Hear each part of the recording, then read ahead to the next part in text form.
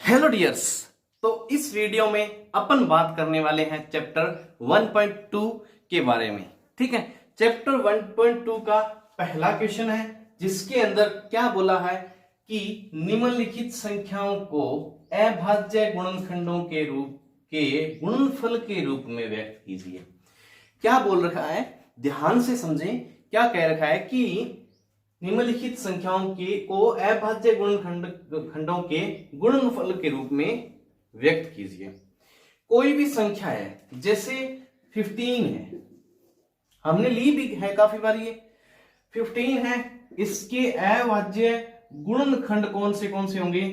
3, 5, 5 दिए 15, कोई प्रॉब्लम नहीं है। 15 है, 5 दिए 15, इसके अभाज्य गुणनखंड है। इनके गुणनफल में इसको लिख दिया, इस 15 को इनके गुणनफल के रूप में लिख दिया, कोई प्रॉब्लम नहीं है ये भी 15 ही। जब इसको सही तरीके से लिखेंगे तो पूरा करके, लेकिन इस तरीके से लिखना ये कहलाता है इसके गुणनखंडों के गुणनफल के रूप में लिखना। हमारे पास यहाँ पे कुछ उदाहरण है, कुछ प्रश्न दे रखे हैं, इनको हमें क्या करना होगा, इस तरीके से लिखना होगा। हालांकि किसी भी संख्या को, दुनिया की किसी भी भाज्य संख्या को या अभाज्य संख्या को उनके अभाज्य गुणनखंडों के गुणनफल के रूप में तो लिखा ही जा सकता है। बचपन में भी करते आ रहे हैं, 5वीं, 6ठी, 4थी, 5वीं में हमने अभाज्य गुणनखंड वाला सिस्टम किया होगा। आपने ये वाला तो पक्का देखा है, इसको देखकर तो आपको पक्का अंदाजा लग गया होगा कि हाँ, इसको देखकर पता चल गया भी, अगर यहाँ पे 15 रखे तो फिर 3 का भाग, फिर 5 और फिर 5 का भाग और 1 आता था। सही है। ये देखने के बाद तो आपको आराम से पता चल गया होगा कि ये प्रश्न क्या मांग रहा है। ये पता चल गया तो हमें इस प्रश्न में सिर्फ यही काम करना है। हालांकि अब आपका विचार ऐसा होगा या आपके दिमाग में ऐसा पक्का आया होगा कि भाई अब इसकी क्या जरूरत है, हमने छोटी क्लासेस में पढ़ लिया है इसको। लेकिन नहीं, छोटी क्लासेस में तो हमने नंबर्स के बारे में भी काफी बार पढ़ा है, 6th, 7th, 8th में। लेकिन 10th क्लास के अंदर इसके बारे में अच्छे से पढ़ेंगे। छोटी छोटी चीजें हैं, कुछ चीजें साथ में आएगी वो। ठीक है, चलो बात करते हैं। अब इस प्रश्न को कैसे करना है वो देखेंगे। प्रश्न को करने के लिए बात यहां आती है, प्रश्न को करने के लिए बात यहां आती है आपके जज्बे की, आपके आत्मविश्वास की, कि आप मैथ्स कर सकते हैं। आपके अंदर इतना कॉन्फिडेंस है कि आप मैथ्स कर सकते हैं, भले आपको मैथ्स आ नहीं रही हो। तब जब आपका कॉन्फिडेंस आपको बोलकर खुद कह रहा है कि आप मैथ्स कर सकते हैं, तो 100% ये उम्मीद है कि आप मैथ्स कर सकते हो आराम से। ठीक है, लेकिन इस मैथ्स को करने के लिए आपको सबसे पहले किसी भी चीज के साथ बना रहना पड़ेगा। मतलब मैथ्स के साथ आपको, जब तक मैथ्स आपसे बोलती है कि मुझे कीजिए, करें, तब तक आपको मैथ्स के साथ बना रहना पड़ेगा, वरना मैथ्स नहीं आएगी। वरना अगर बीच में छोड़ गए तो बीच में छोड़े हुए साथी कभी वापस नहीं मिलते, है ना। समय अपनी रफ्तार से चलता जाता है, लोग अपनी रफ्तार से चलते जाते हैं। अगर हम रुक गए किसी चीज में बीच में, तो लोग आगे चले जाएंगे, हम पीछे रह जाने वाले हैं।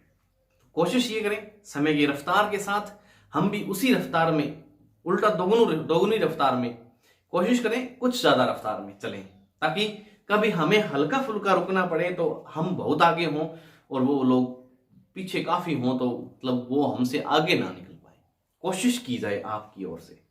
मैथ्स के साथ जुड़ने का प्रयास कीजिए, अध्ययन के साथ जुड़ने का प्रयास कीजिए, स्टडी के साथ जुड़ने का प्रयास कीजिए। मतलब किसी भी चीज को, अगर जैसे हम मूवीज की पूरी कहानी याद कर सकते हैं, स्टोरी याद कर सकते हैं मूवी की, तो जैसे मूवी की पूरी स्टोरी याद कर सकते हैं, जिसका कारण क्या है, हमारा उसके साथ लगाव। और अगर उसको याद कर सकते हैं, इसका मतलब हमारा दिमाग कुछ तो काम करता है, हम कुछ तो याद कर सकते हैं। हमारी इतनी शक्ति तो है, हमारे पास इतनी ताकत तो है कि हम याद कर सकते हैं। हमारे माइंड के पास इतनी पावर तो है कि हम याद जरूर कर सकते हैं चीजों को। जब हम याद कर सकते हैं, जब हम समझ सकते हैं, किसी बात को समझ सकते हैं, कहा हुआ समझ सकते हैं, किसी वीडियो को समझ सकते हैं, किसी टॉपिक को समझ सकते हैं, तब मैथ के आते आते हमारा दिमाग उसी लेवल में चलना चाहिए जिस लेवल में हर चीज के लिए चलता है। ठीक है, कोई भी आपका दोस्त कोई भी कमेंट करता है, आप फटाक से समझ लेते हैं कि ये क्या कहना चाहता है। और वही बात आती है जब मैथ्स पे आपके टीचर बोलना चाहते हैं कुछ भी, तो लेकिन गड़बड़ आती है कि हमें समझ में नहीं आया। कारण ये क्योंकि आपकी इंटेंसिटी, आपका ध्यान, आपकी तन्मयता, आपका विचार जो सीधा सीधा उस पर केंद्रित नहीं हो पा रहा, आपका लगाव उससे नहीं हो पा रहा। इस वजह से क्या हो रहा है, आप उस चीज से थोड़ा सा दूर हट रहे हो। अतः मैं आपसे विनती करता हूं कि मैथ्स से लगाव करने की कोशिश करें। और इसी बीच अपन अब आगे इस प्रश्न को करते हैं। कहानी अगर आपको पसंद आए तो वीडियो को लाइक जरूर करें और चैनल को सब्सक्राइब भी करें साथ ही साथ। ठीक है प्यारे विद्यार्थियों, चलो अब अपन करते हैं इस प्रश्न को। प्रश्न क्या कह रहा है, सिंपल सी बात। सबसे पहले पहला प्रश्न ही करते हैं। देखो 140 के टुकड़े टुकड़े करके हमें इसको अभाज्य गुणनखंडों के गुणनफल के रूप में व्यक्त करना है। ठीक है भाई, अभाज्य गुणनखंडों के गुणनफल के रूप में व्यक्त करना है। तो सबसे पहले हम इसको ऐसे भी लिख सकते हैं, कोई प्रॉब्लम नहीं है। सीधा भी लिखा जा सकता है, हमें इसको बस गुणनखंड के रूप में लिखना है, गुणनखंडों के गुणनफल के रूप में लिखना है। कहने का मतलब यही है ना। लेकिन अगर ये काम करके लिखें इस तरीके से तो भी कोई प्रॉब्लम नहीं है, सीधा भी लिख सकते हैं। हम इस तरीके से लिखेंगे जो कि बेटर तरीका है, बचपन वाला तरीका है, मजा आएगा आपको। पढ़ें, आराम से समझें। ठीक है, चलो देखते हैं। अब जब 140 आ गया, 140 आ गया, 140 140 है। अब इसके अंदर गुणनखंड इसके करने हैं तो क्या करना होता है कि सबसे पहले छोटी से छोटी अभाज्य संख्या का भाग दिया जाता है। अब छोटी से छोटी अभाज्य संख्या हमें याद हो, हमें पता हो तो 2, उसके बाद फिर अभाज्य संख्या 3, फिर 5, फिर 7, इस प्रकार से होती है अभाज्य संख्या। फिर 11, फिर 13, फिर 17, फिर 19। ये अभाज्य संख्या है, हमें सिर्फ अभाज्य संख्या का ही भाग देना है। अब इस बीच में अगर आप विषम संख्याओं के बारे में सोच रहे हैं कि 3, 5, 7 विषम संख्या है तो इसके बाद 9 विषम संख्या आ जाएगी, लेकिन अभाज्य संख्या नहीं है। इसलिए हम किसी भी संख्या में 9 का भाग इसमें नहीं देंगे। 2 का देख के देखेंगे, जा रहा है तो ठीक है। कई बार हमें दिखने में पता चल जाता है कि अंतिम अंक अगर विषम संख्या है, अंतिम अंक विषम है तो 2 का भाग नहीं जाएगा। 3 का भाग देख के देख लेंगे। 5 का भाग, अगर 5 का भाग जाएगा का इसका मतलब है अगर अंतिम अंक 0 है या 5 है, इसके अलावा किसी भी संख्या में 5 का भाग नहीं जाएगा।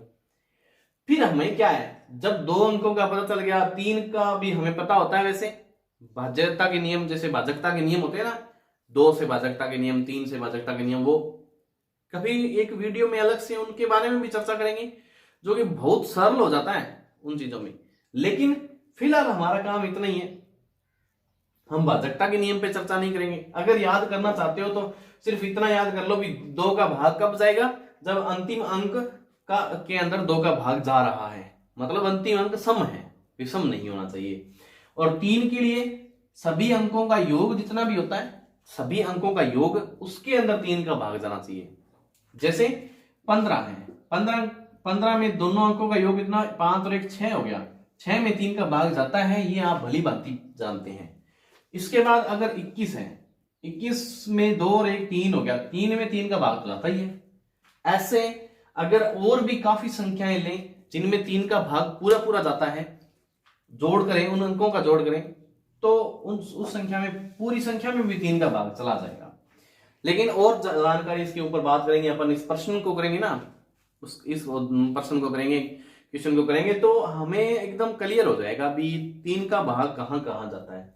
फिर 5 के भाग वाली तो हमें प्रॉब्लम ही नहीं है, हमें बचपन से ही क्लियर है कि 5 या तो अंतिम में 5 होगा तो चला जाएगा, या 0 होगा तो जाएगा।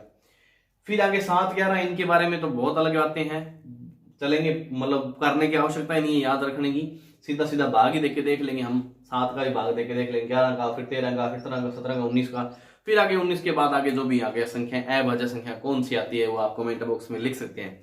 17 के बाद 17 के बाद 19 के बाद अंकों में, कोई भी अंकों में, प्राकृत संख्याओं में, पूर्ण संख्याओं में, पूर्णांक संख्याओं में 19 के बाद कोई भी जो अभाज्य संख्या है उसको लिखें आप कौन सी है। जो अगर आप वीडियो देख रहे हैं तो इसको प्लीज पक्का लिखें कि कौन सी अभाज्य संख्या है। कम से कम अगर आपको नॉलेज है तो 4-5 संख्याएं लिख दें, और आप और ज्यादा लिखना चाहते हैं तो जितनी आप कम से कम 50 तक लिख दें या 100 तक कम से कम सारी की सारी अभाज्य संख्या लिख दें। क्योंकि हमें पता है, याद रखें कि हमें 0 से लेके या 1 से लेके 100 तक की अभाज्य संख्याओं के बारे में पता होना चाहिए भी कौन सी है। यहाँ पर अगर आपके पास एक प्रश्न रहेगा कि हाँ हमें करना है, इस वीडियो में भी प्रश्न का उत्तर देना है, तो एक अंदर से आत्मविश्वास जगेगा कि हाँ इस प्रश्न का उत्तर दें तो कैसे दें, तो फिर पहले लिख लें फिर उसको कमेंट बॉक्स में दे दें। अगर कमेंट बॉक्स में लिख देंगे साथ साथ में कॉपी में नोट डाउन कर लेंगे 1 से 100 तक की अभाज्य संख्याओं को, तो फिर हो सकता है कभी जरूरत पड़े तो वो चीजें रिपीटेशन करें या लिखनी पड़े तो आपको आसान हो जाए।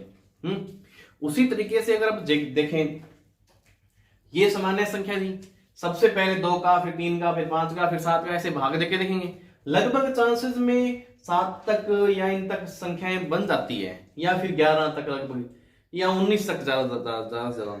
लेकिन और भी आगे जरूरत पड़े, कल को जरूरत पड़ ही सकती है, तो कर सकते हैं। हमें क्या प्रॉब्लम है, हम भाग जानते हैं, हमें भाग बचपन से देना आता है। जब हम बचपन से भाग जानते हैं तो आराम से दे भी सकते हैं। चलो बात करते हैं, ज्यादा बातें न करते हुए मुझे ऐसा लगता है कि हमें क्वेश्चन करना चाहिए जल्दी से जल्दी।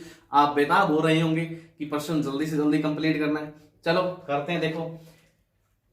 देखो 140 के अंदर जब 2 का भाग देंगे, सबसे पहले इसमें हमें पता है कि अंतिम अंक 0 आ रहा है तो 2 का भाग जा सकता है। 140 का आधा होता है 70। ठीक है, ये हमें क्लियर है, कोई प्रॉब्लम नहीं है। क्योंकि छोटी अंकों की अगर मतलब छोटी अंकों में ऐसे भाग बना के बनाकर देखने की कोशिश करेंगे अपन, तो उससे क्या हो जाएगा फिर मतलब वो चीजें नॉलेज कहाँ काम आएगा ना। तो कोशिश करेंगे छोटे अंकों में सीधा करेंगे, फिर बाद में भाग देके देखेंगे। इसमें अब किसका जाएगा, इसमें भी 2 का चला जाएगा, 35 आ जाएगा 35। अब इसमें 35 में 3 का जा रहा है क्या, 2 का तो हम देख लिया क्योंकि 2 का अब नहीं जाएगा, 35 में 2 का नहीं जाएगा। 3 का जा रहा है क्या, 35 में 3 का नहीं जा रहा, क्योंकि 5 और 3 8, दोनों का अंकों का योग करके देख ले, 5 और 3 8 में 3 का भाग नहीं जाता। ठीक है, इसलिए 35 में 5 का भाग देके देखेंगे। हालांकि हमें पता है इसके बारे में, सीधा देखने से पता चल गया कि 3 के भाग में तो है ही नहीं है, 3 की टेबल में भी नहीं है। लेकिन अगर 3 की टेबल में नहीं हो तो 5 की टेबल में तो है। हालांकि हाथों हाथ पता चल गया, लेकिन चेक करने का क्या जाता है हमारा। जिन विद्यार्थियों को इन चीजों के बारे में थोड़ा नॉलेज है तो थोड़ा स्पीड करके वीडियो देख सकते हैं आराम से। ठीक है, चलो 5 का भाग देके देखते हैं। सेम वही 5 का भाग देंगे 7 बार जाएगा, अब 7 का भाग देंगे तो 1 बार जाएगा। तो इसका 140 को ऐसे लिख सकते हैं 2 गुणा में 2 गुणा में 5 गुणा में 7 सामान्य। फिर दोनों का गुणा है तो 2 की 2 पावर 2 हो जाएगी। ऐसे इस तरीके से भी लिखा जा सकता है। ये हमारा आंसर रहा। सिंपल, बहुत सरल है, इसमें कुछ भी परेशानी वाली बात नहीं है, बहुत आसान है ये। चलो बात करते हैं अपन अगले। देखो दूसरा प्रश्न कर लेते हैं।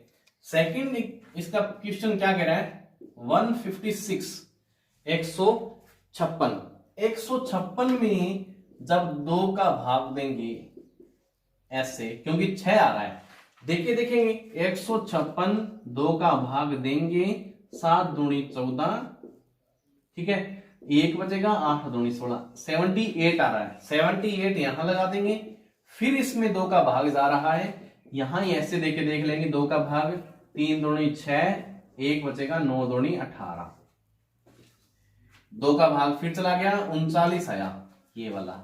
अब जब 39 आया देखे आराम से, कोई प्रॉब्लम नहीं है। पहले आपको किसी भी प्रश्न करने के लिए आपको हर चीज, हर कैलकुलेशन करनी ही चाहिए, मुझे ऐसा लगता है। अगर आप शॉर्ट ट्रिक में चलेंगे सीधा तो क्या होगा कि कभी आप भूल जाओ या गलती से अलग नंबर लिख दो, अलग डिजिट लिख दो, अलग अंक लिख दो, गड़बड़ हो जाएगी। अलग संख्या लिखने से अलग उत्तर आएगा और अलग उत्तर लिखने से फिर बहुत मामला बिगड़ जाएगा। ठीक है, 78 आया, 78 की जगह बाई चांस गलती से आप 68 लिख दो या 88 लिख दो, बहुत गड़बड़ हो जाएगी भाई।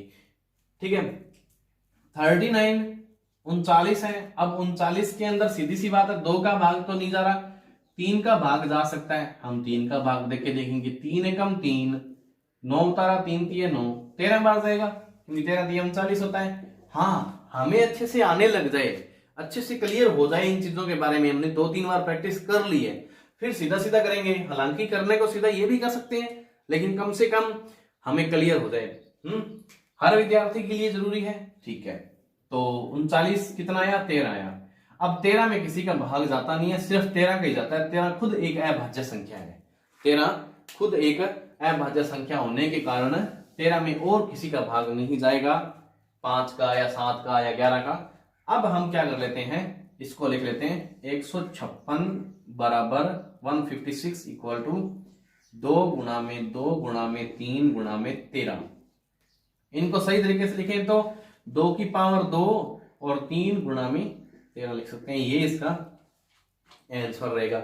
जब भी आप आंसर लिख रहे हैं, याद रखें, मैं अपने विद्यार्थियों को कहता हूं कि आप आंसर लिखें तो ढंग से लिखें, और आपको भी ये कहना चाहता हूं कि आंसर लिखें तो सही लिखें, ANSWER पूरा लिखें। ठीक है, जब तक आप आंसर पूरा नहीं लिखेंगे तब तक एक नेगेटिव व्यू जाता है आपकी तरफ से कि आपने आलस किया है पूरा लिखने का। आप आंसर पूरा लिख के छोड़ दें। ठीक है, उत्तर आ गया भाई। चलो आगे बात करते हैं इसकी, अगले वाले प्रश्न की बात करते हैं। ये हमारा सेकंड क्वेश्चन था, इसके थर्ड क्वेश्चन की बात करते हैं। जब इसके थर्ड क्वेश्चन की बात करेंगे, क्या है हमारे पास 38-25। तो सीधा सीधा देखने से ही पता चल रहा है कि इसके अंदर 2 का भाग तो किसी कीमत में ही नहीं जाएगा। लेकिन अगर 2 का नहीं जाएगा तो क्या 3 का भी नहीं जाएगा?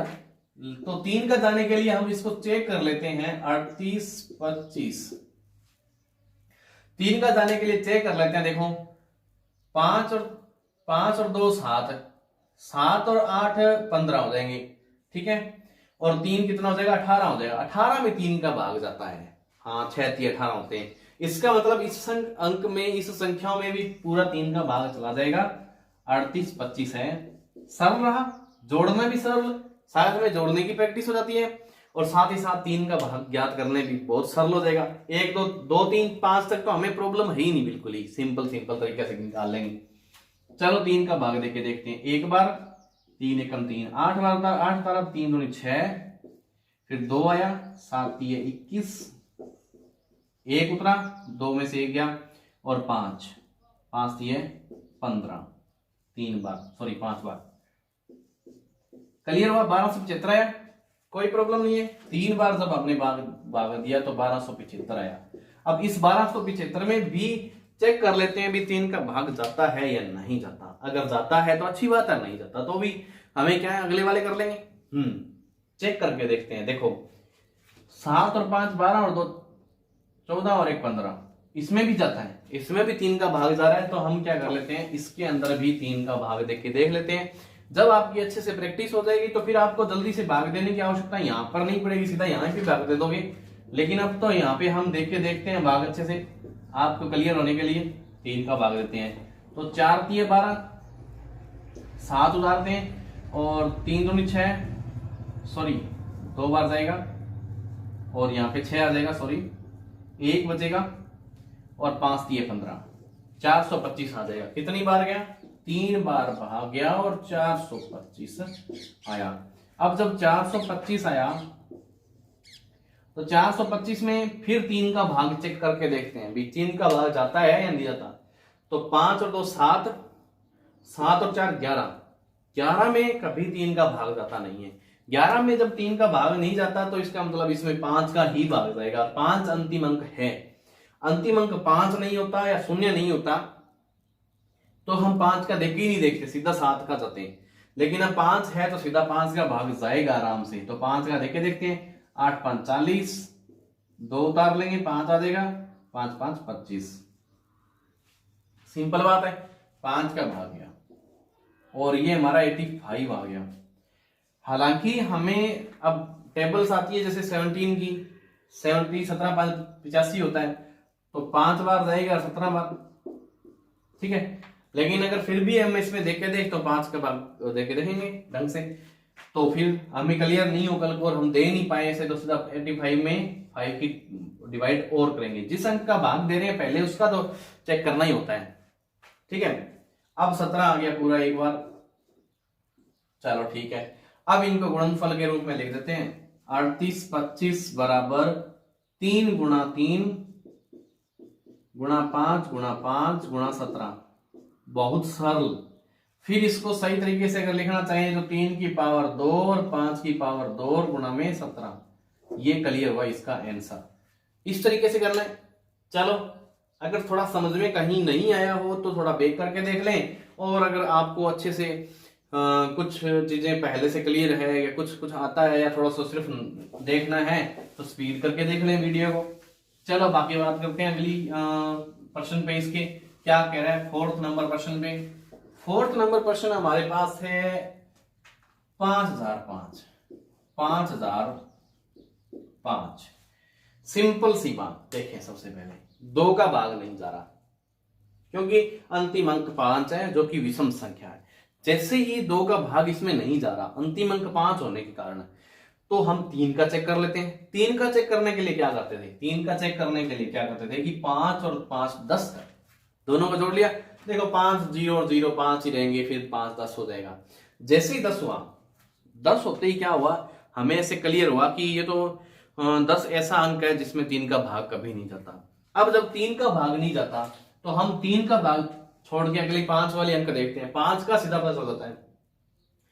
5 का हमें सीधा पता चल गया कि हाँ अंतिम अंक 5 है, इसमें 5 का भाग अवश्य चला जाएगा। तो हम क्या करेंगे, इसको ऐसे लिख लेते हैं 5005, ठीक है। जैसे हमने इसको 5005 ऐसे लिख लिया तो इसमें क्या कर लेंगे हम, 5 का भाग देंगे, 5 एकम 5, फिर 0 उतार लिया, फिर डबल 0 उतर जाएंगे यहाँ पे ऐसे, ठीक है। फिर अंत में 5 और उतार लेते हैं, 5 एकम 5 आ जाएगा, 1001 आ जाएगा यहाँ पे। 5 का जैसे ही भाग गया 1001 आ जाएगा, कोई प्रॉब्लम नहीं है। अब देखें भाई अंतिम अंक क्या है, 1 है, ठीक है। अब अंतिम अंक जैसे ही 1 आया हमें क्लियर हो गया भी 1 अंक आते ही ये तो पक्का हो गया कि 5 का भाग तो इसमें नहीं जाएगा। 5 का नहीं जाएगा तो हम क्या करके देख लेते हैं, 7 का भाग देख लेते हैं। हमें 7 का नियम ज्यादा समझने की आवश्यकता नहीं है, फिलहाल इतना याद करने की आवश्यकता नहीं है क्योंकि भाग देने से थोड़ा ठीक हो जाएगा। 7 का नियम याद करने से अच्छा है कि भाग दे लेते हैं, ठीक है। भाग देख के देखते हैं 7 का। देखो 7 एकम 7, 3 बचेगा, 7 चौका 28, 2 बचेगा और 7 ये 21। लो भाई 7 का भाग चला गया पूरा पूरा, 7 ये 21 होता है। चलो जैसे भी 7 का भाग गया यहाँ पे लिख लेते हैं, और ये 143 जो है वो आया, वो यहाँ पे लिख देते हैं। नेक्स्ट करते हैं क्या, नेक्स्ट करते हैं कि इसके अंदर 143 के अंदर 7 की फिर डिवाइड करके देखते हैं क्या इसमें जाता है क्या। देखो अगर 7 की डिवाइड करके देखेंगे 7 में 14 आ जाएगा और 3 बचेगा, फिर वो शेष पर बच जाएगा, इसलिए ये तो बात बनेगी नहीं पूरी पूरी, क्लियर है। लेकिन अब 7 का नहीं जा रहा तो इसका मतलब अभाज्य संख्या अगली है 11, क्योंकि बीच में आपके विषम संख्या एक 9 और आती है। कहीं आपको ऐसे हो भी कहीं 9 का करके देख लें तो 9 का अगर जाएगा तो 3 का भी जाएगा। याद रखें जब किसी संख्या में अगर 9 का भाग जा रहा है इसका अर्थ 3 का भी जाएगा। तो ऐसा कोई ऑप्शन नहीं है यहाँ पे कि अपन 9 का करके देख लेते हैं, करके देखने से ही मतलब नहीं है, अभाज्य संख्या नहीं है पहली बात। तो दूसरी बात अगर आपके विचार में ऐसा आ भी जाए कि कहीं हो तो उसके लिए चेक कर लें, और दूसरी बात अगर 9 का जाएगा तो 3 का भी जाएगा, तो वो तो पहले ही हो जाएगा। अब 11 का करते हैं, तो 11 एकम 11, 3 उतर देगा और ये 11 दिया 33, कंप्लीट, कोई प्रॉब्लम नहीं है। तो ये 11 बार जाएगा और बचेगा यहाँ पे 13। जैसे ये बचा तो ये 13 बार फिर जाएगा और ये 1 आ जाएगा, और ये सीधा सीधा यहाँ पे सॉल्यूशन लिख देते हैं। 5005 बराबर 5 7 11 और 13। मजेदार प्रश्न जिसके अंदर 5 7 11 और 13 का सीधा सीधा मल्टीप्लाई दे दिया आपको। किया क्या, एग्जामिनर ने किया क्या, बुक बनाने वालों ने किया क्या, करना ये था कि सीधा सीधा 5, 7, 11 और 13 का गुणा करके आपके सामने पेश कर दिया, जो कि होता है 5005। कितनी सरल बात है ना, सीधा सा अंक दिखने वाला 5005 इन अभाज्य अंकों का गुणनफल है। कितना मजेदार लग रहा है ना ये। अगर आप जी के देखो, इनके अंदर घुस के देखो तो इतना इंटरेस्टिंग लगता है कि इन अंकों का गुणनफल ऐसा आ सकता है जिसमें अलग अलग अंक 5, 7, 11, 13 और फिर जब उत्तर आया तो 5005, जिसमें 2 5, 2 0 इकट्ठी हो रही है। कितना मजेदार है। चलो अगली वाली बात करते हैं। अब इसका अंतिम प्रश्न था, पहले प्रश्न का अंतिम प्रश्न है ये वाला 7429। चलो ठीक है, 7429 इधर भी लिख लेते हैं और लग जाते हैं अपने काम पे।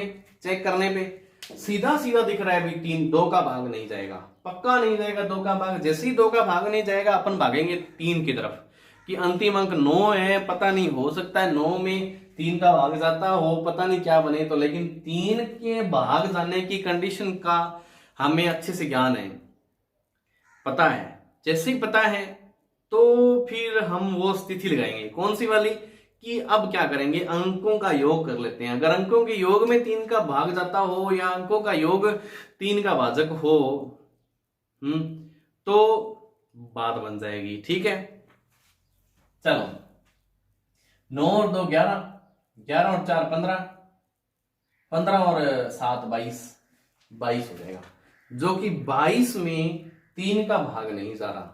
21 में तो 3 का भाग जाता है, 24 में भी 3 का भाग जाता है, लेकिन 22 में नहीं जाता। जैसे ही 22 में 3 का भाग नहीं जाता, हम 3 को छोड़ देंगे। नहीं भैया, आपकी आवश्यकता नहीं है 3 वाले भैया, आपकी आवश्यकता जब महसूस होगी तब काम में लेंगे आपको। अब 3 की जब हमें आवश्यकता नहीं है तो हम क्या करेंगे, सीधा सीधा 5 पे जाएंगे। 5 वाले भैया को हाय बोलेंगे, हाय 5 भैया, या हाय 5 भैया। जैसे ही 5 वाले को बोलेंगे 5 आएगा, 5 खुद देख लेगा इधर कि अंतिम अंक 0 नहीं है, मुंह बना लेगा बेकार सा। अंतिम अंक 5 भी नहीं है, मुंह और बेकार सा बनाकर भाग जाएगा यहां से वापस। अब जब यहां से भाग जाएगा तो हम और किसको पकड़ेंगे, आने वाले अंक 7 को, और 7 का भाग देख के देख लेंगे। हमें क्या है, 74 29 में सीधा सीधा जल्दी जल्दी से प्रैक्टिस करेंगे बार बार तो आराम से हो जाएगा। लेकिन एग्जाम तक जाते जाते हमें ये प्रश्न याद हो जाते हैं लगभग, आराम से समझ में आ जाती है कि इसमें 7 का तो भाग जाएगा ही नहीं, या 7 का जाएगा पक्का पक्का, पता नहीं इसमें किसका जाएगा, लेकिन हम पता कर लेते हैं। देखो मैथ्स के पास इतनी पावर है कि जिन चीजों का पता नहीं होता वो आपके सामने हाथों हाथ आप खुद ही पता कर लेते हैं और आपको मजा हो आता है। लेकिन आप पहले ही छोड़ देंगे तो फिर आपको दुविधा हो जाएगी। ठीक है, चलो बात कर लेते हैं। देखो 7 का भाग देख के देखते हैं। 7 एकम 7, 4 उतार लेते हैं, 7 6 42, 2 अंक उतारे तो 0 आ जाएगा, सॉरी 6, 7 6 42। फिर 9 उतारा, 9 में 7 का भाग पूरा पूरा नहीं जाता, नहीं जाता तो छोड़ो, 7 का नहीं गया। 11 का देख के देख लो, 11 का देख के देख लेंगे। जैसे 11 का दिया 11 6 66, देख के देखना है भाग, हमें क्या प्रॉब्लम है, हमें टेबल्स आती है, पहाड़े आते हैं। 14 में से 6 गए, यहां पे बचा 8, ठीक है, और ये 2, और फिर 11 7 77, 12 में से 7 गए 5, और नॉर्मल पूरा पूरा ये 59 हो गया। 59 में या 59 में 11 का भाग नहीं जाता, नहीं जाता तो 11 वाले भैया को ही बोल देंगे आप अपनी जगह पे वापिस चले जाओ, हमें आपकी थोड़ी सी जरूरत है नहीं फिलहाल। 13 वाले भाग को ले आते हैं। जैसे जैसे आगे बढ़ते जाएंगे हमें क्लियर होता जाएगा भी कौन सा भाग जाने वाला है। 3-4 बार प्रैक्टिस करेंगे तो हमें पता भी चल जाएगा। अभी इसमें तो सीधा सीधा अच्छा उस बार किया था, उसमें ना तो 7 का जा रहा था ना 11 का जा रहा था, हो सकता है 13 का चला जाए। चलो ठीक है, पता नहीं 13 का भी नहीं जाए तो फिर हमें 17 का करना पड़ेगा। ठीक है, तो ठीक भाई 13 का करें। देखो तो 13 एकम मतलब 13 5 65 होता है, 13 6 78 होता है, तो 13 5 65 से कर लेते हैं। ठीक है, और जब 13 से 5 65 से करेंगे तो ये बनेगा, इसके अंदर 14 में से 5 जाएगा तो ये बचेगा 9 और 2 आ जाएगा। और 13 7 91 भी होता है। फिर एक और आ जाएगा 19, और 19 में 13 का पूरा पूरा भाग नहीं जाता, तो यहाँ पे 13 वाले में भी हम विफल हो रहे हैं। कोई प्रॉब्लम नहीं है। याद रखें कि अगर आप प्रैक्टिस कर लेंगे अच्छे से तो अंत में आपको जो भी करना हो या जो भी सॉल्यूशन मिलेगा वो पूरा पूरा सही मिल जाएगा अंत में। लेकिन अगर आपने प्रैक्टिस नहीं की पहले हर चीजों की, अब पहले पहले इनके बारे में अच्छे से प्रैक्टिस कीजिए, है ना, बाद में आपको ये आसान हो जाएगा भी सीधा सीधा किसका भाग जा रहा है। अब 17 का देख के देखते हैं, ठीक है। 17 का 17 का भाग देते हैं, 17 का भाग देंगे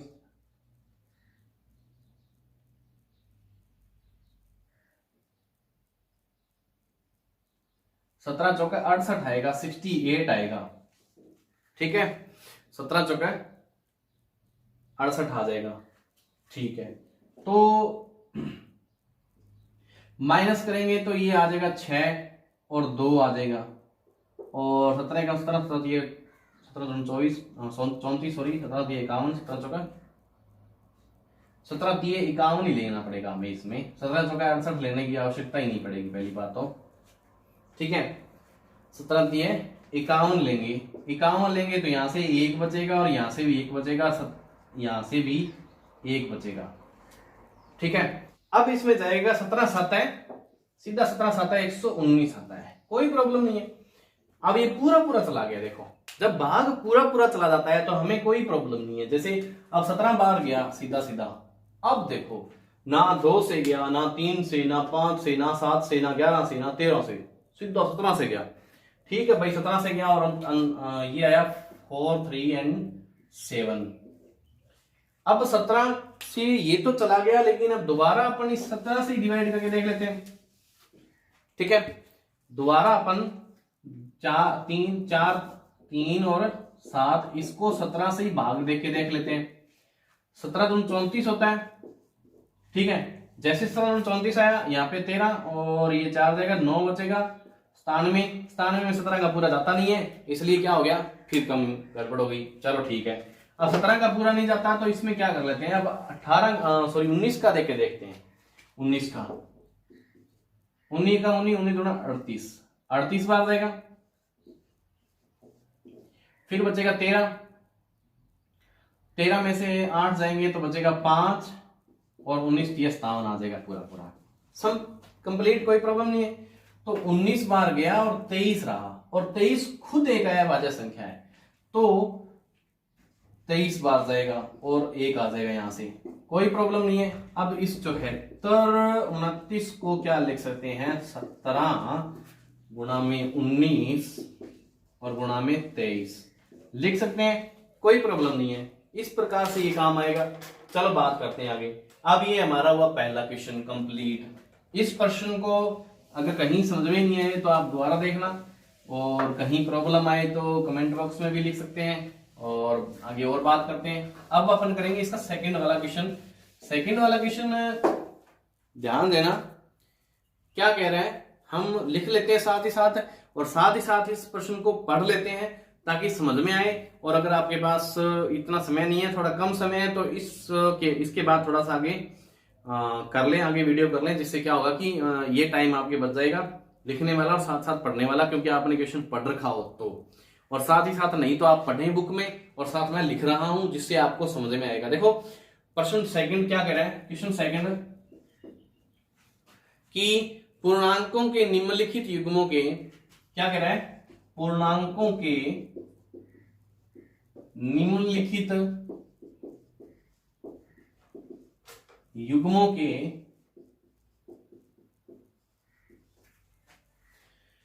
HCF और LCM ज्ञात कीजिए। HCF और LCM ज्ञात कीजिए। HCF और LCM ज्ञात कीजिए तथा इसकी जांच कीजिए कि इसकी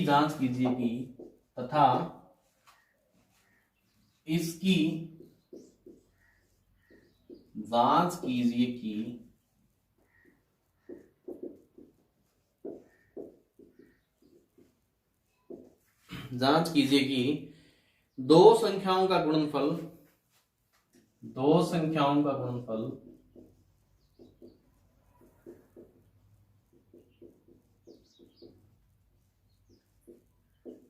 बराबर एचसीएफ गुणा एलसीएम है। एचसीएफ गुणा एलसीएम है, पता करना है। तो संख्याएं कौन सी है इसका, इसके अंदर पहली वाली संख्याएं है वो है 26 और 91, 26 और 91। सेकंड वाली जो संख्याएं हैं वो है 510 और 92, 92। इसके बाद जो संख्याएं हैं वो थर्ड वाली 336 और 54, 54। ठीक है, 3 प्रश्न है इसके अंदर। तीनों प्रश्नों में अब वैसे तो काफी हद तक आपको क्लियर हो भी गया होगा कि पहले तो हमें क्या करना है, इन युग्मों के एचसीएफ और एलसीएम ज्ञात करने हैं। एचसीएफ और एलसीएम हमने एग्जाम्पल में ज्ञात किए थे, हमें पता भी है एचसीएफ और एलसीएम दोनों ज्ञात करना अच्छे से आता है। हाँ, लेकिन अब एक नई कहानी यहां पे आती है कि ये जांच करना है कि दो संख्याओं का गुणनफल बराबर एचसीएफ गुणा एलसीएम। मान लेते हैं कोई दो संख्याएं ए और बी है, इन दोनों का गुणनफल किसके बराबर आना चाहिए, एचसीएफ और एलसीएम के बराबर आना चाहिए। ये बात हमें सिद्ध करके दिखानी है। एचसीएफ एलसीएम निकालना अपना अलग मुद्दा, दोनों संख्याओं का गुणनफल बराबर दिखाना एचसीएफ और एलसीएम के गुणनफल के, ये अपना अलग मुद्दा। कोई प्रॉब्लम नहीं है, आराम आराम से आसान तरीके से करते जाएंगे, सीखते जाएंगे। ठीक है, चलो बात करते हैं। सबसे पहले प्रश्न पे ही बात करते हैं, 26 और 91।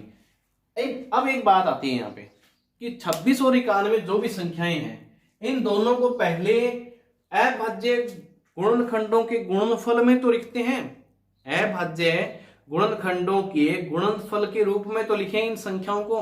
जैसे ही अब इन संख्याओं को अगर अभाज्य गुणनखंडों के गुणनफल के रूप में लिख लेंगे अब हम, तो अगर ये लिख लें तो अब आराम से समझ में आ जाएगी ये चीजें। चलो देखते हैं, फिर कम से कम आगे की बात करेंगे, क्योंकि एचसीएफ और एलसीएम हमें कुछ कुछ पता है, नहीं तो अगर आपको पता भी नहीं है तो एग्जाम्पल वाली वीडियो देखें पिछले वाली। लेकिन अगर आपको अच्छे से पता है, क्योंकि अगर आपने एग्जाम्पल वाली वीडियो देख ली तो फिर ठीक है। अब बात करते हैं आगे। देखो, जैसे ही हमने 26 के अभाज्य गुणनखंडों के बारे में देखते हैं तो 2 का भाग जाता है और 13 दूनी 26 आता है, और 91 में 7 का भाग जाता है, 13 7 91 आता है, सीधा सीधा ऐसे। बाकी आप वही नियम जैसे हमने अभी काम में लिया था, अगर आपको क्लियर नहीं हो पा रहा तो उस तरीके से भी देख सकते हैं, और बड़ी संख्याओं में देखना भी पड़ेगा। चलो ठीक है, लेकिन अब बात यहां पे आती है भी एचसीएफ की। क्या होता है एचसीएफ? हाईएस्ट कॉमन फैक्टर, मतलब जो चीजें कॉमन है इसमें, इन दोनों में उतनी आ जाती है। 13 कॉमन है तो 13 आ जाता है, बस ये इसका एचसीएफ है। अब बात आती है इसकी एलसीएम की। एलसीएम ये लीस्ट कॉमन मल्टीपल होता है, ये आता है जितनी कॉमन है या नहीं है वो छोड़ेंगे, लेकिन जितनी भी अलग अलग संख्याएं हैं हाईएस्ट सारी की सारी साथ में आ जाएगी। 2 अलग संख्याएं, 7 अलग संख्याएं, 13 अलग संख्याएं। ठीक है, ये आ गया। अब इनका मल्टीप्लाई कर लेते हैं। इन दोनों का मल्टीप्लाई तो वही था 91, अब इसका मल्टीप्लाई 2 और 9 दूनी 18, 182 आ गया। लो भाई, एचसीएफ और एलसीएम आ गया। ठीक है, अब हमें पता करना है भी दो संख्याओं का गुणनफल बराबर एचसीएफ और एलसीएम है, एलसीएम गुणा इन दोनों का एचसीएफ और एलसीएम का गुणा है। तो हम क्या कर लेते हैं, इन दोनों संख्याओं का गुणा करके देख लेते हैं, इन दोनों संख्याओं का गुणा करके देख लेते हैं। चूंकि या सीधा लिख लेते हैं, दोनों संख्याओं का गुणनफल क्या होगा। देखो 26 और 91 है, 26 और 91 सीधा सीधा गुणनफल न करके हम क्या करते हैं, 26 के गुणनखंड लिख लेते हैं 2 गुणा में 13, और 91 के लिख लेते हैं 7 गुणा में 13। ठीक है। अब HCF में कौन था, सिर्फ 13 था।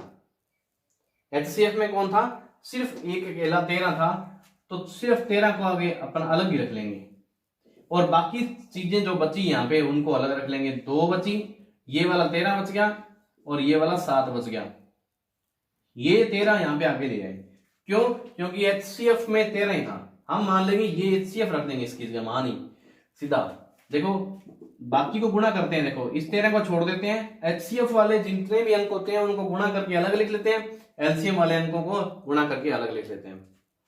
13 और यहाँ पे आ जाता है 13 7 91 और 2 दोनों 182 आ जाता है। ये हमारा था HCF, ये हमारा था HCF, और ये हमारा था LCM इन अंकों के लिए।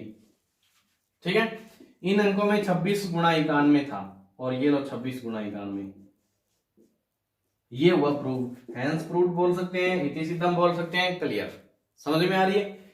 इसी प्रकार से ये सारे प्रश्न करने, तो अगला प्रश्न करते हैं, देखते हैं इसका दूसरे वाला प्रश्न करते हैं। जैसे ही हम दूसरे वाले प्रश्न में बात करेंगे, देखो ये आ रहा है 510 और 92 आ रहा है। ठीक है, अब जब 510 आ रहा है तो इसके 510 के टुकड़े कर लेते हैं।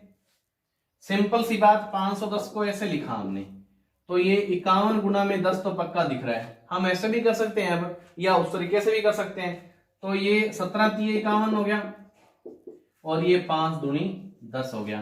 तरीके से लिखो, 2 गुणा में 3 गुणा में 5 गुणा में 17, जैसे बढ़ते क्रम में लिखेंगे। अब आ जाए अंकों के बढ़ते क्रम में लिखेंगे। चलो ठीक है, 2 गुणा में 3 गुणा में 5 गुणा में 17। अब ये 92 करना है, 92 के डिवाइड करने अलग अलग दो। ये 46 का आएगा, 46 2 आ जाएगा, 46 गुणा 2। ठीक है, 46 गुणा 2 क्या हो जाएगा, 92 हो जाएगा। चलो ठीक है, 46 में ये 23 गुणा 46 हो जाएगा, तो 23 गुणा 46 हो जाएगा। सिंपल सी बात, 23 गुणा 46 हो जाएगा। कोई प्रॉब्लम, किसी भी प्रॉब्लम, कोई भी प्रॉब्लम आए तो आप कमेंट बॉक्स में साथ में डाल सकते हैं। चलो ठीक है, 92 के लिए हम लिख सकते हैं 2 गुणा में 2 गुणा में 23। ठीक है, आप करके देख लें, 23 चौका 92 आ जाएगा आराम से।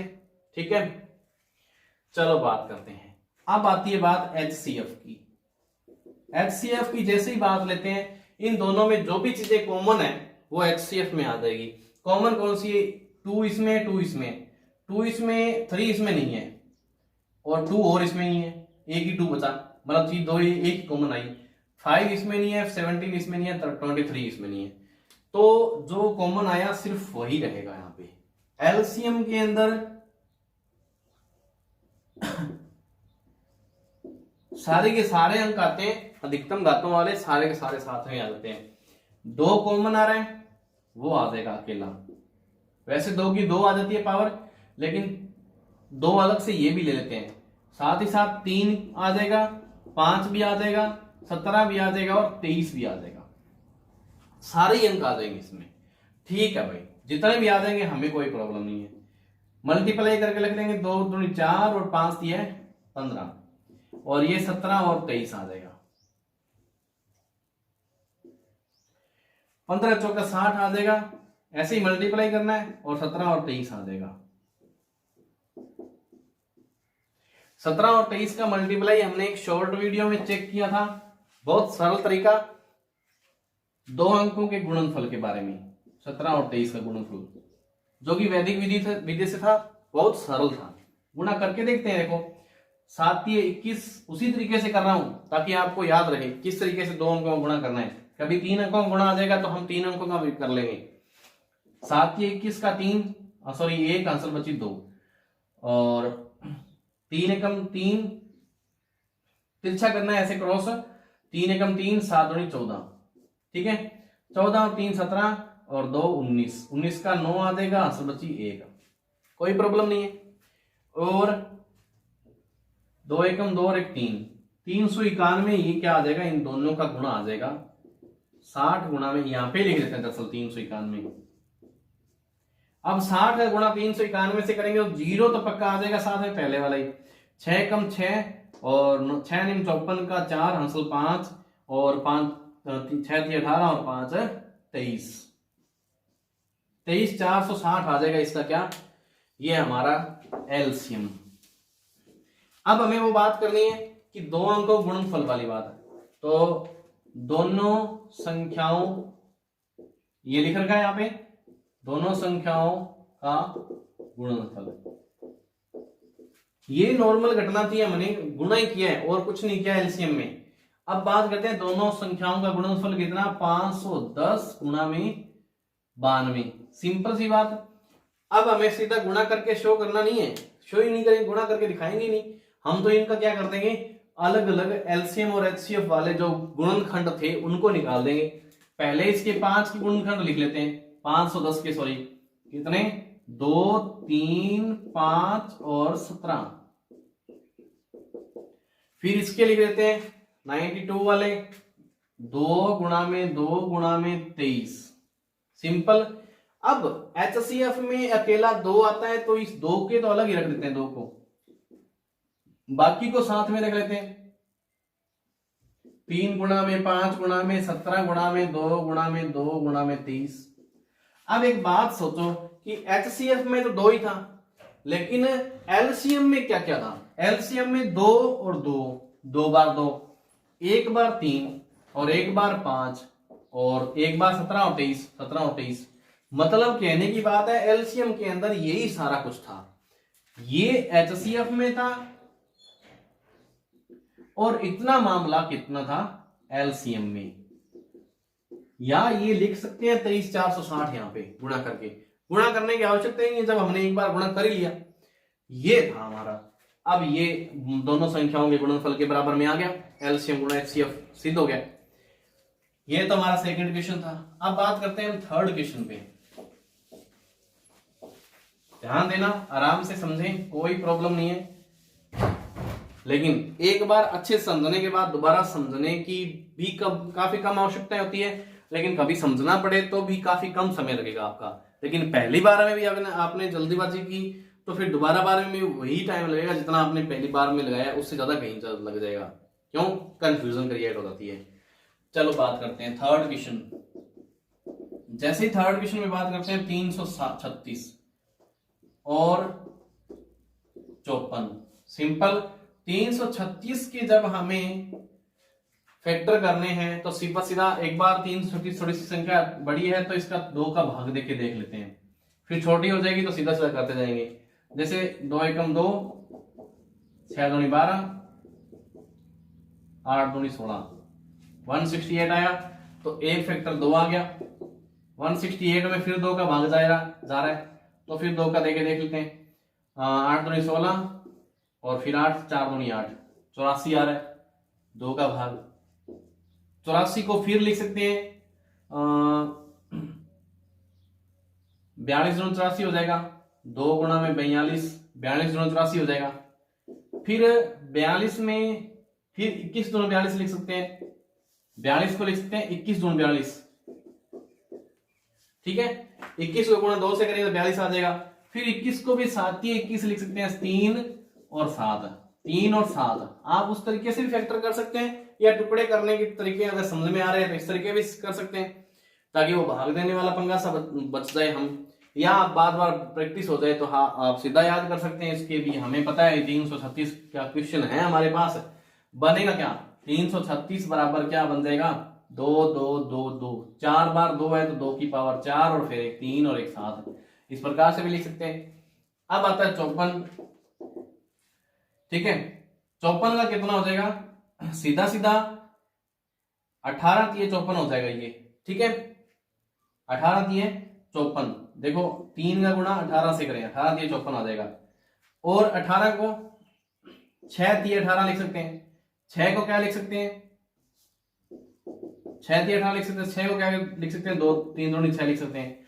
सेम तरीके से 3 तिये 9, 9 तिये 27, 27 दूनी 54 आ जाता है, कोई प्रॉब्लम नहीं। लेकिन अब तरीके से लिखें इसको तो देखो 54 को तरीके से लिखें तो देखो क्या लिखेंगे, 2 पहले आ जाता है और फिर 3 3 बार है तो 3 की पावर 3 लगा लेते हैं। सिंपल बात है, बहुत साधारण है, गुणा करना है, टुकड़े करने हैं, कोई प्रॉब्लम नहीं है। अब बात करते हैं आगे HCF की। HCF की जब बात करेंगे तो तीनों मतलब जो भी कम से कम पावर्स होती है उनको साथ में लेते हैं। 2 की कम पावर किसमें, इसमें है, 2 ही है, साथ में ले लेंगे। 3 की कम पावर किसमें, इसमें 3 ही है, 3 ले लेंगे। 7 इसमें नहीं है 54 वाले में, ये 336 वाला और ये 54 वाला, तो ठीक है, HCF आ जाएगा 3 दूनी 6। अब बात करते हैं LCM की। जैसे ही LCM की बात करते हैं तो बड़ी घातें साथ में लेते हैं। 2 की बड़ी घात 4, 3 की बड़ी घात 3 और 7 साथ में आ जाएगा। 2 की 4 कितनी होती है, 16। सिंपल सी बातें, 2 की 4 16 हो जाएगा, 3 की 3 27 हो जाएगा और 7 तो है ही अलग से, सिंपल बात। अब इन सब का क्या कर लेते हैं, मल्टीप्लाई कर लेते हैं। पहले हम 16 का 27 से 27 से 16 का मल्टीप्लाई करेंगे और तरीका वही काम में लेंगे। 2 अंकों की संख्याएं आ गई ना, तरीका वही काम में लें ताकि मतलब उसकी प्रैक्टिस हो जाए आपकी। तो 7 42 का, जैसे 42 लिया तो 42 का 2 आ गया, 4 हंसले बची, 6 तो 12 का ठीक है और 7 एकम 7 आ जाएगा।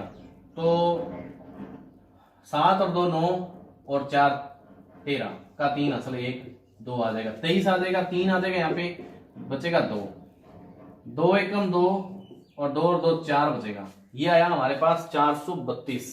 432 इन दोनों अंकों का गुणा आया। लेकिन अब एक और अंक पर बचा हुआ 7, 7 का यहाँ पे दोनों सीधा कर लेते हैं। 7 में 14 का 4 हंसल 1, 7 की 21 और 1 22 का 2 हंसल 2, 7 चौका 28 और 1 2 30, 3024 बनेगा। ये हमारे पास है 3024 क्या हो जाएगा, ये एलसीएम बन जाएगा। इतनी सरल तो कहानी है, कुछ है ही नहीं 10 दिन में। अब बात करते हैं इधर की दोनों संख्याओं का गुणनफल HCF के एलसीएम के गुणनफल के बराबर आ रहा है कि नहीं आ रहा। तो दो संख्याओं का गुणनफल, दोनों संख्याओं का गुणनफल कितना, 336 और 54 का, 336 और गुणा में 54 का। 336 के सारे फैक्टर्स लिख लेते हैं, 2 की 4 गुणा में 3 गुणा में 7, इसके सारे फैक्टर लिख सकते हैं, 2 गुणा में 3 की 3, सिंपल बात, सारे लिख लिए। अब HCF वाले 2 अलग लिख लेते हैं, ये 2 और गुणा 3 वाला, ये एक 2 ले लेते हैं और ये 3 ले लेते हैं, तो 2 गुणा 3 ये अलग लिख लेते हैं। बाकी मामला इस वाला अलग लिख देते हैं, 2 की 4 3 की 3 और 7 अलग लिख लेते हैं। ये हमारा था HCF और ये हमारा था LCM। सिंपल बात, आगे क्लियर हो गया। अब इसके बाद अपन नेक्स्ट करते हैं, देखो इसके बाद अपन नेक्स्ट करेंगे अगला क्वेश्चन, 3rd नंबर क्वेश्चन, और करना उसमें यही काम है, ज्यादा कुछ हार्ड नहीं है। चलो साथ ही साथ लिखेंगे 3rd क्वेश्चन और साथ साथ कर लेते हैं। देखो क्या कह रहा है 3rd क्वेश्चन, साथ ही साथ आप पढ़ लें बुक में इतनी देर में, अगर आपके पास बुक अवेलेबल है तो। चलो बात करते हैं क्वेश्चन नंबर 3rd क्या कह रहा है। क्वेश्चन नंबर 3rd बोल रहा है कि अभाज्य गुणनखंड विधि द्वारा निम्नलिखित पूर्णांकों के HCF और LCM ज्ञात कीजिए। क्या कह रहा है, अभाज्य गुणनखंड विधि द्वारा निम्नलिखित पूर्णांकों के HCF और LCM ज्ञात कीजिए।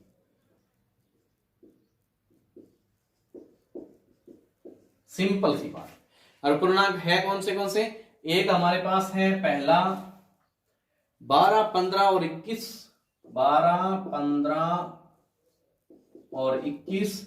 सेकंड नंबर क्वेश्चन है हमारे पास 17 23 और 29, 17 23 और 29। और अगला तीसरा क्वेश्चन है हमारे पास इसका 8, 9 और 25। किसी भी प्रश्न को देखकर हमें कंफ्यूज होने की आवश्यकता ही नहीं है, क्योंकि जब तक हमें प्रश्न नहीं आ रहा तब तक हमारे पास एक अच्छा ऑप्शन है कि हम उन चीजों को पढ़ने की कोशिश करें, समझने की कोशिश करें। और जब तक क्वेश्चन आ रहा है तो कोशिश ये करें कि हम उसकी प्रैक्टिस अच्छे से कर लें, बार बार प्रैक्टिस कर लें, ताकि अगली बार वो प्रश्न सीधा आए तो हम उसका सॉल्यूशन जानते हो, पूरा पूरा अंत तक, उत्तर तक जानते हो हम। लेकिन कॉन्फिडेंस ज्यादा, ओवर कॉन्फिडेंस के अंदर हम सीधा सीधा कैलकुलेशन नहीं करेंगे, विदाउट कैलकुलेशन के सीधा काम नहीं करेंगे। थोड़ी थोड़ी कैलकुलेशन तो जरूर कर भी लेंगे, लेकिन फिर भी अगर चीजें याद ना रहे तो हम कैलकुलेशन अच्छे से कर लेंगे विदाउट ओवर कॉन्फिडेंस। ध्यान रखें, फिर बस ये रखें भी, कॉन्फिडेंस को साथ जरूर रखें। चलो बात करते हैं आगे। अब बात कर लेते हैं पहला प्रश्न, 12, 15 और 21। अब करना क्या है, अभाज्य गुणनखंड विधि द्वारा निम्नलिखित के इन पूर्णांकों क्या करने हैं, एचसीएफ और एलसीएम याद करने हैं। क्योंकि आप पूर्णांक, पूर्ण संख्या, प्राकृत संख्याओं के बारे में हमने एक वीडियो में चर्चा कर रखी है इंट्रो के इस चैप्टर के, तो उसमें आप जाके देख सकते हैं। लेकिन अब फिलहाल हमारे लिए बात यह है कि इनके अभाज्य गुणनखंड कर लेते हैं। पहले 12 की अभाज्य गुणनखंड क्या होगी, 2 गुणा में 2 गुणा में 3, 2 दूनी 4, 12। 15 के 3 गुणा में 5 और ये 21 के कितने आ जाएंगे, 3 गुणा में 7, 7 ये 21 आ जाएगा। अब सबसे पहले इसके एचसीएफ याद करते हैं। देखो एचसीएफ ऑफ किसके, 12, 15 और 21। ऐसे पहले भी लिख सकते थे, कोई प्रॉब्लम नहीं है। उन प्रश्नों में मैंने लिखा नहीं ऐसे इस ब्रैकेट में डाल के इन तरीकों से, इस तरीके से संख्याओं को। अब आप लिखना चाहें तो लिख सकते हैं, लेकिन ना लिखना चाहे तो भी ना लिखिए, चाहे यहाँ पे भी मत लिख सकते, ना लिखे वाले आराम से, कोई प्रॉब्लम नहीं है। पहले देखें एचसीएफ कॉमन कौन कौन आ रहा है। इसमें देखो 2 इसमें नहीं है, 2 इसमें भी नहीं है, 2 इसमें भी नहीं है, 3 इसमें, इसमें और इसमें, तीनों में 3 है। तीनों में 3 अगर है तो कम से कम जितना भी 3 है वो कॉमन आ रहा है वही लिखेंगे। इसके अलावा 5 इसमें नहीं है, इसमें नहीं है, 7 इसमें नहीं, इसमें नहीं है। तो ये तो एचसीएफ आ गया। इसका सीधा सीधा जब एलसीएम की बात करें, 12, 15 और 21 के एलसीएम की जब बात करें तो उन अंकों को लेते हैं जो अधिकतम घात वाले साथ में रहेंगे। देखो 2 की पावर 2 आ जाएगा, 2 बार है, 3 भी आ जाएगा साथ में, और 5 भी आ जाएगा, और 7 भी आ जाएगा। सारे के सारे अंक आ जाएंगे इसमें। ठीक है, जो कॉमन आ रहा है कम से कम उसको छोड़ देंगे, एक बार ही लेंगे उनको। इसमें तो गुणा करने की आवश्यकता ही नहीं थी एचसीएफ में, तो इसमें गुणा करने की आवश्यकता है। देखो 4 और 5 थी, ये 15 बन गया और 7 आ गया। ठीक है, सिंपल बात। 15 चौक 60 आ गया और ये 7 आ गया, 7 छिक 42 आ जाता है और 420 आ गया। ये इसका एचसीएफ सॉरी एलसीएम बन गया। इतनी तो सरल कहानी है। अब बात करते हैं अगली प्रश्न पे। ठीक है, चलो बात करते हैं। देखो प्रश्न बहुत सरल है और नई भाषा तो यूज ही नहीं की गई है। चलो ठीक है, ये काम आपने वैसे भी कर रखे हैं छोटी कक्षाओं में, 17, 23 और 29। ठीक है, जैसे ही हमने 17 को देखा, 23 को देखा और 29 को देखा, हमें पता चला भी 17, 23 और 29 तीनों खुद एक अभाज्य संख्या है। खुद एक अभाज्य संख्या है जिसमें एक के अलावा किसी का भाग नहीं जाता, या खुद के अलावा और एक के अलावा किसी का भाग नहीं जा सकता। इसके अलावा एक कोई संख्या नहीं है जिनका इसमें भाग चला जाए। तो इसका मतलब इनका गुणनखंड भी नहीं होगी, और एक और खुद होगी संख्या, एक और खुद दूसरी संख्या, ये वाली। ठीक है, एक तो किसी का भी गुणनखंड हो सकता है ना, 2 का भी, 5 का भी, 7 का भी, 9 का भी, 10, 11, 12, 15, 16, 17, सबकी भी एक किसी का भी गुणनखंड हो सकता है। लेकिन अब इन संख्याओं के गुणनखंड के रूप में लिखने के लिए हमें क्या करना पड़ेगा, 17 बराबर 1 गुणा 17 लिख लेते हैं, क्योंकि इसमें 1 का भाग जा सकता है या 17 का जा सकता है। 23 तो 1 गुणा 23 लिख लेते हैं। 29 1 गुणा 29 लिख लेते हैं। सिंपल बात। अब एचसीएफ कर लेते हैं तीनों का। जैसे एचसीएफ याद करते हैं कि सर एक तो आपने ऐसे जोड़ दिया, वरना तो किसी में और में नहीं जोड़ा था, इस बार कैसे जोड़ दिया, और एचसीएफ फिर बनेगा क्या। लेकिन याद रखें, एक उन संख्याओं में भी लिख सकते थे, और अगर जैसे पिछले प्रश्न में एचसीएफ आया था हमारा 3, तो अगर 1 गुणा 3 लिखें तो भी कोई प्रॉब्लम नहीं थी, उत्तर तो 3 ही आना था। इसलिए उन संख्याओं में लिखा नहीं गया। लेकिन इन संख्याओं में, जिन संख्याओं में ये संख्या तीनों खुद ही है, भाज्य संख्याएं हैं जिनमें कोई कॉमन अंक नहीं मिल रहा, तो इनके लिए हमें एक को यूज करना पड़ेगा, काम में लेना पड़ेगा। चलो बात करते हैं। अब इन तीनों में कॉमन ये एक ही दिख रहा है, इसका मतलब यही एचसीएफ होता है। किन्हीं भी दुनिया की कितनी भी संख्याओं का, दुनिया की कितनी भी संख्याएं हो, उनका एचसीएफ कभी जीरो नहीं हो सकता, याद रखें।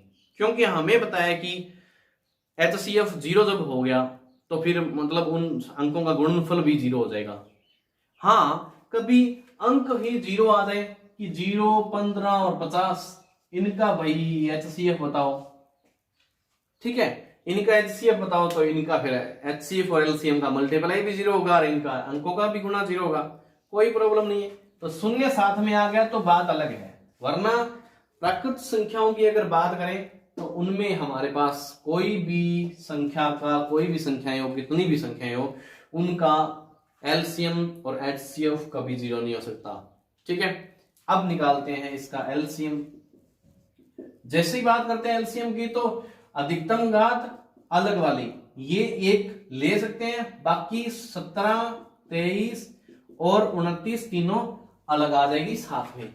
अब 17, 23 और 29 का तीनों का क्या करना है, हमें गुणा करना है। तो सबसे पहले हम 17 और 23 का गुणा कर लेते हैं। 17 और 23 का गुणा करने के लिए ऐसे लिख लेते हैं, क्योंकि अब दो दो अंकों वाली संख्या है तो इनको हम उसी विधि से करेंगे जिस तरीके से हमने पहले कुछ गुणा किए हैं। वैदिक मैथ ने हमें अच्छा सा तरीका दे रखा है। देखो कैसे करेंगे। 7 ये 21 का 1 हासिल बची 2, 7 दूनी 14, और ये मतलब तिरछा, पहले ऐसे ऊंचा नीचा ऊपर नीचे गुणा करना है, फिर ऐसे तिरछा करना है, फिर ऊपर नीचे गुणा करना है, कोई प्रॉब्लम नहीं है, साधारण सी बात है। चलो ठीक है, 7 ये 21 का 1 हासिल 2, फिर 7 का 2 से 14, 7 3 का 1 से 3, 7 4 और 3 7 और 1 2 9 और 1 आ जाएगा 19। यहाँ पे लगा देंगे 9, 1 आंसर बचेगी, 2 एकम 2 आ जाएगा, 2 और 1 3 हो जाएगा, 391 हो जाएगा। अब जैसे 391 है तो ये 17 और 23 का तो गुणा हो गया, 391 गुणा में 29 बचा। अब 29 का गुणा इससे करेंगे। पहली बार ये 3 अंकों वाली संख्या बन रही है। क्या हो रही है? पहली बार 3 अंकों वाली संख्या जो बन रही है आपके सामने। जब आपको पता चले भी ये 2 ही अंक है, 1 0 और यहाँ पे एडजस्ट कर देते हैं, क्योंकि 0 लिख सकते हैं किसी भी अंक के, किसी भी संख्या के, दुनिया में किसी भी संख्या के आगे 0 हम अपनी मर्जी से लगा सकते हैं। इसके पीछे 0 कभी नहीं लगा सकते। पीछे 0 लगाने से ये 290 या और बढ़ता जाएगा, ठीक है, लेकिन आगे 0 लगाने से ये 29 का 29 रहेगा, कभी बदलेगा नहीं। चलो बात करते हैं, अब बात करते हैं आगे कि जब इसके आगे 0 लगा दिया तो क्या करें ऐसा कि किस तरीके से ये 3 अंकों वाली गुणा होगी। तो इस चीज को आप आराम से समझना। हालांकि हमने इसका शॉर्ट भी बना रखा है, छोटी वीडियो भी है जिसमें अच्छे से समझा भी रखा है, और भी आप दोबारा देखना। आप इस वीडियो को देख लेना, दोबारा उसकी मतलब इस कैलकुलेशन को देख लेना, दोबारा उसको जाकर देखने की आवश्यकता ही नहीं पड़ेगी। चलो देखते हैं। सबसे पहले वही इसमें क्या करना है, सबसे पहले ऊपर नीचे वाले गुणा करना है, फिर ऐसे तिरछे का ऐसे, याद रखना, ठीक है। सॉरी, पहले ऐसे करना है, फिर ऐसे, फिर ऐसे, और फिर ऐसे, फिर और ऐसे। देखते जाना मैं कैसे करता हूं, फिर आपको समझ में अच्छे से आ जाएगा। एक कुछ चीजें होती है, पहले मैंने ऊपर नीचे का गुणा बताया, सबसे पहले ऐसा ऊपर नीचे का, तो 1 9 एकम 9 9 आ जाएगा, हंसल कोई नहीं बची। फिर ऐसे क्रॉस सा करेंगे, इसका इसके साथ, इसका इसके साथ, निम्न में 81 और 9 2 एकम 2, 2 और 1 3 और 8 आ जाएगा। 3 का यहाँ पे लगा देंगे, 3 काट देते हैं, 8 हंसल बच जाती है। अब ऐसे तिरछा, तो 9 का 3 से करेंगे, 9 3 27, 1 का 0 से करेंगे, 0 आ जाएगा, लिखने की जरूरत नहीं है। और 9 का 2 से करेंगे, 9 2 18, 8 8 16 बन जाएंगे, 16 और 7 हमारे पास बन जाएंगे 23 का 3, आंसर बची 2, 2 और 2 4 और 1 5, 3 लगा देंगे यहाँ पे, 5 बचेगी आंसर। फिर अब इनका तिरछा गुणा करेंगे ऐसे वाला, जैसे ये देख लो, 3 दूनी 6, 9 0 9 आ जाएगा, 0 आ जाएगा, सॉरी 6 5 11 होते हैं, 11 का 0 लगा देंगे, सॉरी 1 लगा देंगे, और 1 बचेगा आंसर। 3 का 0 से 0 आ जाएगा, और 1 आंसर बची हुई वो साथ में आ जाएगी। तो ये 11,339 आ जाएगा, 11,339। मल्टीप्लाई दोबारा करके देखना, कोई प्रॉब्लम हो तो कल को कैलकुलेशन में हल्की फुल्की प्रॉब्लम आ भी सकती है कि इसका कोई ऐसे नहीं होता, कई बार हो जाता है, लेकिन कोशिश करना समझने की तरीके से, ठीक है। हाँ, ये हमारा थर्ड क्वेश्चन कंप्लीट हो गया। अब अपन बात कर लेते हैं इसके फोर्थ क्वेश्चन पे। थर्ड क्वेश्चन कंप्लीट होने के बाद अपन बात करेंगे, देखो फोर्थ क्वेश्चन पे क्या कह रहे हैं। सिंपल प्रश्न है, बहुत सिंपल प्रश्नावली है और सिंपल ही प्रश्न है। जैसे जैसे आगे बढ़ते जाएंगे वैसे वैसे आपको क्लियर होता भी जाएगा, ठीक है। देखो फोर्थ क्वेश्चन क्या बोल रहा है कि क्वेश्चन नंबर 4, HCF ऑफ एक ब्रैकेट में कुछ संख्या दे रखी है 306 और 657 और बराबर में दे रखा है HCF कितना है, 9 आ गया इनका दिया है, और LCM कितना है पता करना है। अच्छा, LCM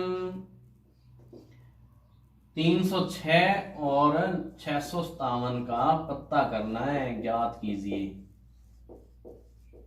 कुछ अंदाजा लगाएं आप खुद। अब देखो, अब जब LCM ज्ञात करना है इसका, तो हमने एक बात देखी थी अभी कि किन्हीं भी दो संख्याओं का गुणनफल बराबर HCF गुणा LCM, ये था, अभी निकाला भी था हमने। सेकंड नंबर वाले दूसरे वाले प्रश्न पे हमने ये काम किया भी था कि दोनों संख्याओं का गुणनफल HCF के बराबर, HCF और LCM के गुणनफल के बराबर आता है, ठीक है। अब दोनों संख्याएं है कौन सी, एक तो ये है, या इसको ऐसे भी लिख सकते हैं, दोबारा लिखिए तो देखो HCF गुणा LCM बराबर दोनों संख्याओं का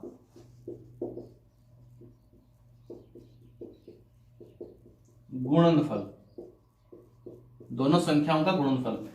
अब HCF और LCM देखते हैं। HCF कितना है, 9, LCM हमें ज्ञात नहीं है, ठीक है, लिख देते हैं सीधा। और दोनों संख्याओं का गुणनफल, दोनों संख्याओं इसके अंदर दे रखी है, दोनों संख्याएं इसके अंदर दे रखी है, 306 और गुणा में 657। सिंपल बात, 9 यहां पे गुणा में उधर जाके भाग में जाएगा, तो LCM बराबर 306 गुणा में 657 बटा में 9 आ जाएगा। 9 का भाग देके देखते हैं, 9 के 27 और इसमें पूरा चला जाएगा, 306 में ही चला जाएगा। मतलब ऐसे काटने की बातें होती है, लेकिन अगर हमें समझ में नहीं आ रहा हो कल को तो ऐसे कर सकते हैं। जैसे देखो, 9 3 27 और बचा यहां से 3 और 6 9 चौक 36, ये 34 बार पूरा चला गया, यहां से 34 बार क्या हो गया, इससे पूरा चला गया भाग। अब हमारे पास बचा क्या, हमारे पास बचा सिर्फ 34 गुणा में 657। हाँ, 3 अंकों वाला आ गया। 3 अंकों वाला जैसे ही आया तो अब हम क्या कर सकते हैं, फिर 657 में 34 का गुणा कर लेते हैं, 0 लगाएंगे और सेम गुणा, सिंपल तरीके से। वीडियो को एक बार पॉज करके आप इसका गुणा करके देखें, आप अपने तरीके से करके देखें, नॉर्मल तरीके से, या फिर अभी जो हमने तरीका लगाया था वो करके देखें। और फिर साथ ही साथ अगर इसका जो भी आंसर आए, वो अंतिम उत्तर होगा, अंतिम आंसर होगा, हल होगा, वो उसका कमेंट बॉक्स में उत्तर दे सकते हैं, हाथों हाथ लिख दें, हाथों हाथ कि हाँ ये इसका आंसर आया। फिर आप यहाँ पे चेक कर ले आगे, ठीक है। देखो, 7 चौका 28 का 8 हंसल बची 2, इसके बाद 5 चौक 20, 20 7 21 आ जाएगा, साथ में 2 और 1 3 4, 3 का यहाँ पे लगा देंगे 3 4 हंसल बच जाएगी। फिर 6 चौक 24 आ जाएगा, फिर क्रॉस ऐसे तिरछा करेंगे, पूरा तिरछा 7 0 0 हो जाएगा, 5 3 15 आ जाएगा, 4 4 8 और 15 ये बनेगा 13, ठीक है। 8 और 15 क्या बनेगा, 13, 13 का 1 हंसल और ये 4 बनेगा, 43 का फिर 3 आ जाएगा। यहाँ पे फिर ये तिरछा गुणा करेंगे इन दोनों का, पहले इनका फिर इनका फिर इनका, ऐसे फिर इनका फिर इनका, आराम से समझे, ठीक है। चलो देखते हैं, अब इन दोनों का करते हैं ऐसे, तो 6 3 18 5 0 5 0 0 सॉरी 18 और 4 22 हो जाएंगे, 22 का बनेगा यहाँ पे 2 और असल बचेगी 2, 6 0 0 और 2 क्या हो जाएंगे 2 हो जाएंगे, 22,338 हो जाएगा, 22,338 हो जाएगा। ये गुणा आपको दोबारा चेक करने हो सकते हैं, गुणा चेक करते रहें, आप खुद करके देखेंगे तो आपको अच्छा पता चलेगा, सही उत्तर पता चलेगा। ठीक है, एकदम क्लियर करते जाएंगे। अगर ये सही है तो बढ़िया ही बात है, बाई चांस कहीं ऐसा लगे आपको भी ये गलत है तो आप दोबारा चेक करें, अच्छी बात है, आपकी प्रैक्टिस हो जाएगी। ये हमारा था 4th नंबर क्वेश्चन। अब इसकी 6th नंबर क्वेश्चन और 7th नंबर क्वेश्चन की बात अगले वीडियो में करेंगे। ठीक है, इस वीडियो तक आप सभी वीडियोस आराम से देखें, ढंग से देखें, समझ में आएगी। आगे आने वाली सारी वीडियोस को देखें और आने वाले प्रत्येक वीडियोस के लिए देखने के लिए, नोटिफिकेशन पाने के लिए आपको चैनल को सब्सक्राइब करना पड़ेगा और बेल आइकन को प्रेस करना पड़ेगा साथ ही साथ, और अपने आसपास के मित्रों को, दोस्तों को, जो भी परिवार वालों को, सभी को भेज सकते हैं कि हाँ मैं इस टीचर से पढ़ रहा हूँ, ये क्लासें देख रहा हूँ, इस तरीके से। ठीक है, कम से कम ये वीडियो जरूर भेजें। इस वीडियो में बस इतना ही, धन्यवाद।